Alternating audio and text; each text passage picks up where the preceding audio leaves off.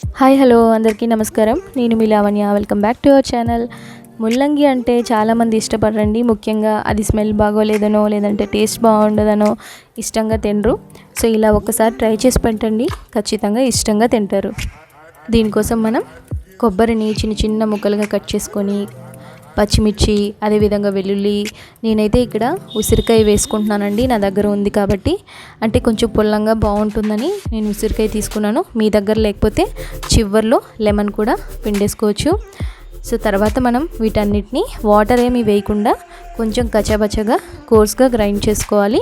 తర్వాత మనం తురుముకున్న ముల్లంగిని ఇలా వాటర్ అంతా స్క్వీజ్ చేసేయాలండి. ఈ వాటర్ ఏమి వేస్ట్ అవ్వదండి. ఇది మీరు చారులో కూడా వేసుకోవచ్చు, లేదంటే మీరు ఇష్టం లేకపోతే అలాగే కూడా మీరు ఫ్రై చేసేసుకోవచ్చు. కాకపోతే అలా పిండేసుకుంటే జలుబు చేయదని చాలామంది మా పెద్దవాళ్ళు చెప్తూ ఉంటారు.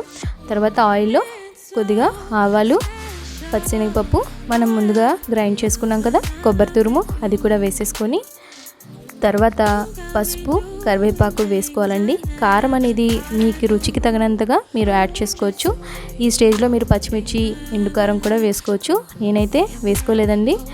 తర్వాత మనం ముందుగా తురుముకున్న ముల్లంగి కూడా వేసేసుకొని చిన్న మంట మీద స్లో కుక్లోనే మనం మూత పెట్టి ఒక 5 మినిట్స్ కాకపోయినా 2 మినిట్స్ అయినా కుక్ చేసుకున్నామంటే సరిపోతుందండి. తర్వాత చివర్లో మనం కొత్తిమీర వేసుకొని దించేసుకోవచ్చు.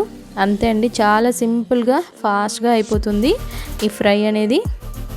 కాకపోతే మాడిపోకుండా మనం చిన్న మంట మీదే చేసుకోవాలి. సో మీరు కూడా ఒకసారి తప్పకుండా ట్రై చేయండి. నచ్చితే మీ ఫ్రెండ్స్ అండ్ ఫ్యామిలీకి షేర్ చేయండి. Thanks for watching. Bye bye.